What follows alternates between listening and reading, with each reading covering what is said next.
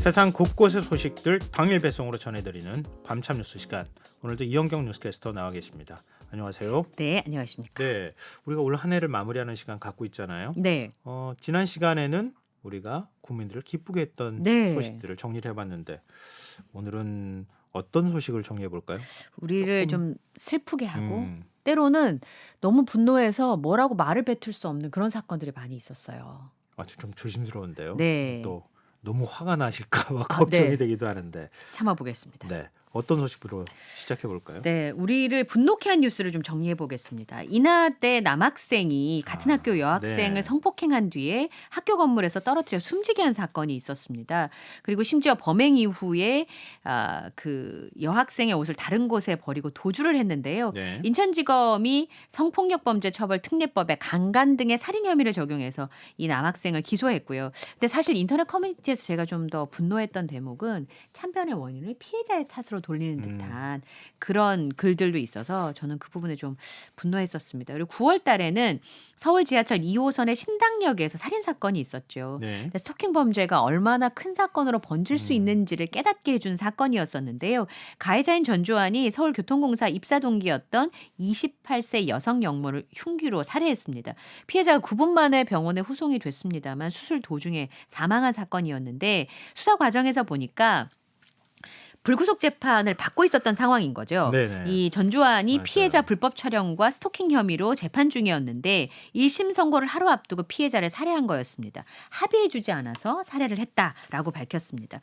이 사건에 대해서 법무부의 스토킹 방지법 보완을 윤석열 대통령은 지시했고요. 네, 그리고 우리나라의 사법제도와 재판 절차가 가해자의 인권을 보호하는 데 치우쳐 있다라는 비판들이 있었습니다. 그동안은 사실 억울하게 이제 죄를 뒤집어 쓴 경우들이 있었기 때문에 네, 가해자 인권에 대한 보강이 필요하다는 주장이 있었습니다만 이런 사건을 두고 봤을 때 이런 상황에서는 가해자보다 피해자 보호 관점에서 사건의 처리 과정을 음, 반영해야 된다라는 의견들이 있었고요. 지금도 저는 이 사건이 정말 이해가 안 가는데요. 내연남 조 씨와 함께 이 남편에게 여러 번 살해 시도를 했던 일이 있었습니다. 강원도 음, 양양군 펜션에서 남편인 윤모 씨에게 독이 든 보거를 섞은 음식을 먹이거나 그렇지 않으면 이 낚시터에서 빠뜨려서 살해하려고 했던 이은혜 네, 사건인데요. 지난해 12월 14일에 검찰 조사를 앞두고 잠적하다가 넉 달 만에 고향에 있는 한 오피스텔에서 검거가 됐습니다. 경찰에서는 초유의 일을 한 거죠. 가스라이팅을 통한 살인이라고 음. 하는 내용으로 지금 재판이 진행 중에 있습니다. 말씀 듣다 보니까 세 사건 모두 온 국민의 뭐 분노를 이해가 안 되는 하기도 상황인 했고 거죠. 또 예. 엄청난 관심을 받기도 했던 사건인데요. 네. 지금 재판은 어디까지 진행되어 있는 겁니까? 앞서 말씀드렸던 인천에서 있었던 같은 학교 학생을 성폭행한 뒤에 떨어뜨려 숨지게 한 이 상황에 대해서는 네, 우선은 검찰에서는 무기징역을 구형을 한 사건이고요. 네, 그리고 최근까지 18번의 반성문을 작성해서 법원에 음, 제출을 했다고 합니다. 그리고 현장 검증을 진행을 했고요. 학교에서는 지금 퇴학 조치가 의결이 됐는데 1심 재판이 내년 1월 19일에 내려진다고 합니다. 네, 그리고 신당역 사건의 경우에는 첫 공판이 있었습니다. 본인이 잘못했다라는 것을 잘 알고 있다라면서 뉘우치는 듯한 발언을 하기도 했었는데요. 혐의는 모두 다 인정을 했고요. 지금 반성문 12번 썼다고 하네요. 네, 재판부에서는 내년 1월 10일 양형 전문가들의 의견을 들은 다음에 검찰에서 어떤 구형을 내릴지 그리고 재판부에서 어떤 결정을 내릴지를 판단할 것으로 보이는데요. 그리고 이 전주환의 최후 진술도 들을 예정이라고 합니다. 그리고 살인 사건하고 별도로 이전에 있었던 스토킹 1심 사건의 재판에서 징역 9년을 선고받았습니다. 그래서 네, 지금 항소를 한 상황이고요. 계곡살인 사건의 경우에는 지난 10월 27일에 선고 공판이 있었습니다. 살인 및 살인 미수, 보험사기 방지 특별법 위반 미수 등의 혐의로 구속 기소된 이은혜는 무기징역, 그리고 공범인 조연수에게는 징역 30년이 선고가 됐는데 어, 여기서 좀 제가 이 부분에 대해서 좀 자세히 들여다봐야 됐다라고 하는 것이 네, 생명보험금을 타기 위해서 계획적으로 살해를 시도한 점에 대해서는 법원이 유죄라고 판단을 했어요. 그런데 직접 살인 혐의에 대해서는 무죄를 판단을 했거든요. 네. 그래서 다 항소를 해서 항소심이 진행 중에 있어요. 근데 이런 사건들은요. 사실 심리부검을 해야 돼요. 다시 우리 심리부검이라고 하잖아요. 네. 사건 지나고 난 다음에 왜 이런 일이 벌어지게 네. 됐는지 이것들을 다시 한번 차근차근 들여다보고 네. 그 원인을 다시 찾아서 다시는 같은 사건들이 발생하게 하지 않게 하는 것, 이게 우리가 풀어야 될 숙제가 아닐까 그런 생각이 듭니다. 그리고 이 카카오톡 먹통 사태 네. 이것도 사실은 뭐라고 해야 되죠? 그러니까 아주 서버 작은데 컴퓨터 하나에서 불이 났다고 하는데 이게 전 국민한테 이렇게 큰 피해를 줘도 되는 거야? 이렇게 네. 생각하게 만들었던 사건이에요. 초연결 사회란 말이 되게 좋아 보이잖아요. 맞아요. 근데 초연결 사회란 모두 다 힘들 수 있다라는 거를 체감했던 네. 날이었는데 제가 그날 아무도 카톡을 안 보내서 그런가 보다 했는데 저녁에 문자가 온 거예요, 남편이. 카톡이 안 된다? 그러면서. 저는 한창 이제 로그인해서 쓰고 있는데 갑자기 로그아웃이 확 돼버리는 거예요. 내가 하지 그다음- 않았지만. 네. 네. 그 다음부터는 뭐 쓸 수가 없는 상태가 되더라고요. 네. 10월 15일 토요일 오후 3시 19분에 말씀하신 것처럼 경기 판교에 있는 SK CNC 데이터 센터에서 불이 나서 대한민국의 일상이 멈춰선 일이 벌어졌습니다. 거기에 서버를 두고 있던 카카오는 뭐 길게 치면 모든 서비스가 다 복구되는데 거의 닷새가 넘게 걸렸고요. 다른 기업들도 서비스 장애를 일으키면서 국민의 많은 사람들이 불편을 겪어야 하는 일이 발생을 했습니다.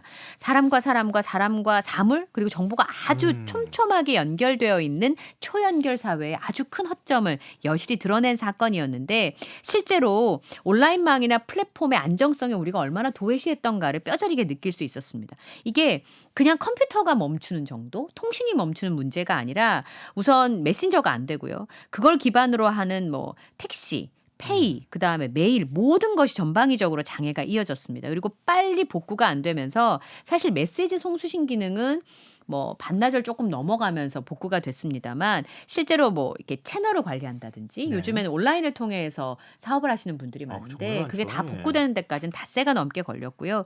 어쩔 수 없이 이제 택시 호출 시장을 많은 부분을 차지하고 있는데 허탈치신 분들 너무 많으니까 생계에 아주 지대한 타격을 줬다고 봐야죠. 피해 보상 어떻게 됐어요? 그러니까요. 그거 지금 짚어보니까 어머 지금 이런 상황이었어? 라는 걸 알게 됐는데 네. 우선은 대국민 사과를 카카오에서 했고요. 네. 남궁훈 대표가 사퇴를 하기도 했는데 중요한 건 피해 보상 부분일 텐데 우선 카카오에서 대외적으로 설명한 건 향후 5년 동안 서비스 안정화를 위한 투자를 기존보다 3배 늘리겠다. 그리고 안정적인 서비스 환경을 조성하겠다. 그걸 위해서 전담 조직을 만들겠다. 이런 약속을 했는데 먹통 피해와 관련된 부분 중에 있어서 메신저 서비스는 사실 무료로 쓰고 있는 거잖아요. 네. 근데 무료로 쓰고 있는 것으로 인한 피해를 과연 카카오가 보상해야 되느냐, 보상할 수 있을 음. 것이냐 이런 논란이 있었는데 지금은 논의 중이라고 합니다. 1015 피해 지원 협의체라는 그 조직을 통해서 구체적인 피해 보상 기준과 규모를 여전히 논의하고 있다고 하는데 제가 보니까 이 메신저에서 피해 보상 접수를 하라고 그때 뜨더라고요. 네네. 근데 실제로 접수한 10만 5천 건 중에서 15%가 무료 서비스와 관련된 피해였다는 겁니다. 근데 이 무료 서비스를 쓰다가 생긴 문제에 대해서 보상을 해야 되느냐? 이거는 아직까지 정해지지 않아서 시일이 좀 걸릴 것으로 보이고요. 그리고 이후에도 후폭풍이 가라앉지 않고 있는 상황입니다. 그래서 정치권에서 유사사고 재발을 막기 위해서 일명 카카오 먹통방지법 입법을 추진했고요. 지난 8일 국회 본회의를 통과했습니다. 근데 아까 카카오 측의 설명을 말씀해 주셨잖아요. 네. 그럼 무료로 사용했기 때문에 보상할 의무가 없다는 네. 식으로 지금 나오는 거고 어폐가 있는 얘기예요. 왜냐하면 무료 서비스를 제공하면서 그 사람이 다른 상업적인 서비스를 이용하도록 만든 거잖아요. 그렇잖아요. 그 예. 서비스를 이용하는 과정에서 뭐 당연히 대가를 지불했을 거고요. 그러니까 결국은 일종의 미끼처럼 끌어들이고 난 다음에 그 다음에 뭐 동네 상권 침해다 여러 가지 논란에도 불구하고 뭐 P2C 사업을 그동안에 해왔던 건데 거죠. 본인들이 만든 사업망에서 글쎄요 이런 일들이 벌어졌는데 공짜로 썼으니 우린 보상할 의무가 없다 이렇게 하는 건 좀 무책임해 보인다 이런 생각이 드네요. 네. 근데 이거 외에도 지금 오랜 대형 사건 사고 또 재난재해가 많았어요. 물, 불, 심지어 건물도 무너졌으니까요. 1월 12일에 광주광역시의 화정 아이파크 아파트 신축 공사 현장에서 23층에서 38층까지 16개 층의 내부 구조물과 외벽이 한꺼번에 무너져 내려서 작업자 6명이 사망하는 사건이 있었습니다. 이 사고에 대해서 책임을 물어서 국토부가 현대산업개발에 등록 말소 및 영업정지 1년 등 법이 정한 가장 엄중한 처분을 내려줄 것을 사업자 등록관청이 서울시에 요청한 상황인데요. 어쨌든 현대산업개발은 입주 예정자들이 안전을 우려할 수밖에 없기 때문에 이 무너진 동이 이렇다면 다른 데는 괜찮겠냐 이런 네. 우려가 있지 않습니까? 네. 그래서 전면 철거 후 재시공 요구를 받아들여서 전면 철거를 하기로 했습니다. 그리고 3월 달에 불 진짜 어마어마했었어요. 맞아요. 4일부터 13일까지 경북 울진, 강원 삼척, 강릉, 동해에서 이 동해안 산불이 일어나서 거대한 산림이 잿더미로 바뀌게 됐는데 213시간 동안 산불이 이어졌고 피해 면적은 총 2만 523헥타르, 서울 면적의 3분의 1에 달하는 곳이 불에 탔습니다. 그리고 2000년 이후에 최대 규모로 발생한 동해안 산불로 인해서 울진, 삼척, 강릉, 동해를 특별 재난 지역으로 선포하기도 했었고요. 비도 많이 왔어요. 8월 달에는 8일 서울을 맞아요. 시작으로 13일까지 맞아요. 하루에 100에서 300mm의 집중호우가 내렸고요. 서울 같은 경우 저 아직 기억나요. 그 차 위에 앉아 계시던 분. 네. 네. 그 시간당 강수량이 100mm를 넘어서 80년 만에 최고치를 기록했습니다. 그리고 반지하 집에 갇힌 일가족 3명이 전원 사망해서 반지하 거주민 지원 대책을 추진하는 계기가 되기도 했었죠. 참 많은 일들이 있었는데 그 많은 일들을 소식을 전해드리면서 네. 이영경 캐스터하고 저하고 네. 계속 있으실 때 전해드렸었잖아요. 다 속보로. 기억에 나. 네, 예. 그러게 말이에요. 그러니까 더 생생하게 좀 다시 기억이 맞습니다. 나는 것 예. 같습니다. 근데 그나저나 현대산업개발 그 아파트 붕괴 사고 때 그 다음에 그 이후에 뭐 행정처분을 내리겠다 어쨌다 이렇게 얘기를 했었는데 네. 그 이후 후속 조치는 어떻게 됐습니까? 아무것도 결정난 게 없어요, 지금. 그건 지금 법적 소송을 진행하고 있는 중인가요? 우선 그 경찰에서 본사의 안전부장 구속영장을 신청을 했는데 법원이 기각을 했고요. 네. 중요한 건 불법 재하도급을 현대산업개발이 묵인한 정황 그리고 현대산업개발이 원청으로 처벌을 받을 것인가 하는 문제가 가장 중요한데 네. 원청이 불법 재하도급을 지시 공모하지 않았으면 형사처벌할 수 없다는 규정에 부딪혔습니다. 그리고 많은 분들이 가장 분노했던 대목이 이게 아닌가 싶습니다. 중대재해처벌법 시행을 불과 보름 앞두고 사고가 발생을 하면서 네. 현대산업개발이 법 적용 대상에서 제외가 됐습니다. 그리고 그 당시에 서울시에서는 6개월 이내 등록 말소를 포함해서 이렇게 되면 굉장히 타격이 클 수밖에 네, 그렇죠. 없는데 강력한 처분을 검토할 거다라고 밝혔지만 아직까지 내놓지 못하고 있는 상황입니다. 1차 청문을 하고 나서 현대산업개발에서 해명을 하고 싶다 이렇게 요청을 한 거예요. 네. 그럼 2차 청문을 하기로 했어요. 행정처분을 미뤘는데 아직까지 2차 청문을 못하고 있는 상황입니다. 그리고 문제는 그래도 삶은 계속된다는 게 문제인 것 같아요. 여기가 무너졌잖아요. 네. 그런데 여기 인근 상인분들은 사실 아파트가 무너지신 분은 어쨌든 철거하고 새로 짓긴 하는데 그분들도 뭐 엄청난 피해를 당하긴 네. 했지만 그런데 네. 인근 상인분들은 뭐 어떻게 할 방법이 없는 거예요. 피해 보상은 뭐 받을 수도 없을 뿐더러 보상금을 합의한 상인들의 경우에도 상권 자체가 누가 이제 거기 가가지고 물건을 사고 그렇게 하겠습니까? 근데 그것도 그렇지만 다시 부수고 짓는데 시간이 너무 많이 걸려요. 걸리고요. 그 시간 동안에 그럼 영업을 어떻게 하겠어요? 네. 그래서 붕괴 사고로 피해를 봤다고 신고한 상가가 87군데인데 이 중 합의가 완료되지 않은 곳이 아직도 많다고 합니다. 그리고 이제 예비 입주자분들도 이게 이제 미뤄졌으니까요. 네. 뭐 전세살이 월세살이를 계속 진행을 해야 되고 대체 집을 구하고 있습니다. 입주 예정자 보상 합의가 여러 번의 집회와 후속 끝에 지난 10월에 성사가 돼서 아마 이 재시공이 완료될 때까지 전문가들의 예측에 따르면 5년 정도 걸릴 거라고 하네요. 예. 5년 동안 그 피해자들은 계속 고통이 이어지고 있는 상황에서 그 책임자는 역시 국민들이 잊어주길 기대하는 뭐 행정기관도 비슷한 상황이 아닐까 싶네요. 그러니까 등록 말소하겠다고 그렇게 큰 소리를 쳤는데 나중에 가서 알고 보면 말소도 안 되고 법적 분쟁으로 가서 그게 10년 소송 갈지 20년 소송 갈지 모르는 이렇게 흐지부지 끝나는 일들을 너무 많이 봐서 네. 이번에도 또 똑같은 일이 반복되지 않을까 좀 걱정이 되기도 합니다. 그리고 강원도 산불 피해 이재민들을 돕겠다고 해서 국민 성금들을 꽤 많이 모으지 않았습니까? 네. 근데 그 지급 과정에서 불만의 목소리가 나오고 있어요. 그러니까 불에 탄 집에 실제 살고는 있었어요. 네. 그런데 주소지가 거기가 아니면 어떻게 될까요? 이런 부분들 때문에 규제 방안을 좀 바꿔달라라는 호소가 있습니다. 77살 김모 씨의 경우에는 동해시에서 학교 졸업하고 서울 살다가 20년 전에 동해시로 다시 이주를 했어요. 네. 여기다가 이제 뭐 책이나 필름 이런 자기만의 물건을 다 쌓아놓고 여기 살았는데 지금 암 치료를 하고 있는 상황이어 가지고 몇 년 전에 주소지를 서울로 옮겼습니다. 그런데 거의 동해시에 살면서 전기요금만 한 달에 2-3만 원을 냈으니까 여기 네. 거의 살고 있다고 봐야 되는 거잖아요. 그런데 이제 산불이 났어요. 그래서 집하고 지금 본인이 가지고 있는 여러 가지 그 물품들을 다 잃었는데 국민성금을 받기가 어렵다고 합니다. 왜냐하면 주소지가 다른 곳에 있었고 음. 불나기 전에 2달 동안 전기요금이 한 달에 1-2천 원에 불과하다라고 하는 게 거기서 이유라고 거주하지 합니다. 않았다. 네. 그렇죠. 그리고 가까운 동생 집에 살면서 지금 본인의 집을 임대해 줬다가 산불 피해를 입었어요. 근데 이 이재민의 경우에는 제대로 보상을 받기가 어려운 부분들도 있고 또 개인 회생 절차 때문에 산불이 발생하기 열흘 전에 서울로 주소지를 옮겼는데 이런 경우만 해도 동해시에만 10명이 넘는다고 합니다. 올해 3월에 이 경북의 강원 산불 피해를 돕기 위해서 모금된 국민성금이 873억 원이에요. 네. 정부 지원금하고 3번의 성금 지원으로 주택이 모두 탄 이재민 한 가구에 최대 1억 5천만 원 정도가 지급이 됐는데 협의를 거쳐서 지자체랑 협의를 거쳐서 배분을 하고 있는데요. 사실 거주 증명에 대한 명확한 기준이 없어 가지고 이재민들에게 카드 사용이나 뭐 집수리 내역의 자료 제출을 안내했다고 합니다. 그리고 거주 증빙 자료를 인정할지 이것도 장담할 수 없기 때문에 이재민들에게는 이게 굉장히 힘들게 하는 요인이 아닐까 음. 싶어요. 기준이 분명치 않아서. 근데 국민성금을 공정 또 공평하게 네. 배분하는 거 매우 중요한 일인데 네. 사실은 저는 개인적으로 걱정되는 건요.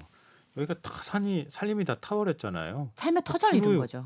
주로 이제 버섯 채취로 생활을 이어갔던 분들인데 한 10년 이상을 뭐 버섯 채취를 못 한다 그러네요. 그렇죠. 그럼 대체작물을 심어서 거기서 소득을 얻기까지도 또한 상당한 시간이 걸린단 말이에요. 그렇죠. 그 부분에 대해서 정부가 어떻게 지원할 거냐. 이런 부분이 오히려 더 중요하지 않을까 시급하기도 하고요. 네. 이 관심은 좀 놓치지 않았으면 좋겠습니다. 지금 여러분께서는 KBS 1라디오 김성원의 시사회와 함께하고 계십니다. 밤참 뉴스 계속 이어가겠습니다. 올 한해 우리를 슬프게 했던 뉴스, 지금도 많은 분들이 가슴 아파하시는 소식일 텐데요. 지난 10월 29일 발생한 이태원 참사, 그야말로 뭐 충격이었죠. 아무도 믿을 수가 없었어요. 네. 이번에 희생된 유가족분들이 이렇게 이제 인터뷰를 해서 올리는 걸 보면 하나같이 삶이 그렇게 소중하고 열심히 음. 살았던 분들이 왜 이런 일을 당해야 하나라는 생각이 좀 드는데요. 10월 29일 밤 이태원동에서 300명이 넘는 압사 사상자가 발생을 하면서 전 국민이 믿을 수 없는 충격에 빠진 일이 있었습니다. 10만 명이 넘게 이태원동 일대에 몰렸고 해밀턴 호텔 옆 좁은 골목에 인파가 몰리면서 대형 참사가 발생을 했는데 희생자의 대부분이 20-30대 젊은이였고 나중에 가보니까 이렇게 좁은데? 라는 생각이 들더라고요. 길이가 45m, 폭이 4m밖에 안 되잖아요. 저도 다녀본 경험이 있는 골목이에요. 저는 이제 못 가겠어요. 그래서 안 가요. 저도 이제 거의 가까운 데 사무실이 있어서 들를 수 있는데 발걸음이 안 떨어져. 자꾸 지나치고 버스를 타고 거기 지날 때도 못 쳐다보겠더라고요.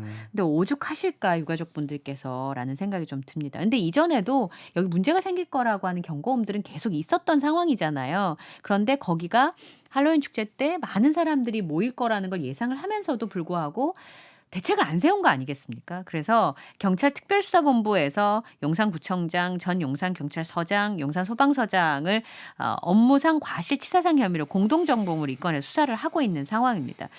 이런 각각의 과실이 모여서 지금의 참사를 초래했다 이렇게 판단을 하는 것이고 그리고 수습 조치가 미흡했고 이 참사가 발생한 책임을 회피하기 위해서 각종 보고서를 삭제했거나 조작했다라는 의혹을 받고 있습니다.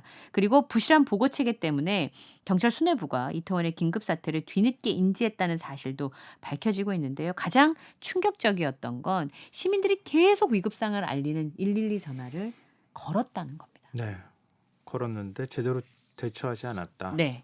미리 가서 그 인파를 통제하려고 하는 노력을 조금이라도 했더라면 이런 참사는 발생하지 않았을 것이다. 네. 물론 이제 뒤늦게 후회하는 목소리긴 한데요. 우리가 뭐 지난 시간에도 얘기를 했지만 대한민국 하면 이제는 어느 나라 세계 어느 곳에 가서도 전혀 뭐 꿀리지 않는 거잖아요. 대한민국처럼 되고 싶어 하는 자긍심을 느껴도 국가들 되는 많잖아요. 나라거든요. 맞아요. 예. 다른 나라 가면 선진국이라고 네. 얘기한단 말이에요. 근데 이런 참사 발생하고 난 다음에 그 원인을 들여다본다거나 그 참사가 발생한 이후에 사후에 대처하는 모습이나 이런 것들 보면은 우리 사회가 어딘가 아직은 부족한 게 있구나. 그게 정치인지 행정인지 어느 분야인지 다시 한번 이번에 좀 되돌아봤으면 좋겠습니다. 아직도 지금 현재 진행형이잖아요. 네. 그리고 뭐 정치권에서도 이 일로 계속 공방만 이어지고 있고 사실 진상 규명은 너무 멀어 보여요. 예. 유족들이 절규하는 모습 보지 않도록 했으면 좋겠습니다. 네. 정치권이 좀 정신 차려야 될 것 같습니다. 자, 그리고 이 외에도 많은 유명 인사들이 우리 곁을 떠났어요. 네. 2월 달에 이어령 전 장관이 아, 89세 기억나네요. 일기로 예, 별세를 하셨습니다. 우리나라를 대표하는 석학이었고 사실은 문화평론가로 시작을 해서 작가, 네. 언론인, 문화행정가, 교수 등으로 활약을 하셨습니다. 그리고 초대 장관으로 1990년에 문화부 초대 장관으로 임명이 돼서 우리나라 문화 정책의 근간을 닦았다고 볼 수 있겠습니다. 그리고 한국예술종합학교 설립, 그다음에 국립국어원 설립을 주도하기도 했었죠. 저는 제일 기억에 남는 건 굴렁쇠 소년이었습니다. 네. 예, 88 서울올림픽 개폐막식의 대본을 직접 썼고 개막식에서 이 굴렁쇠 소년을 연출해서 깊은 인상을 남기기도 했는데요.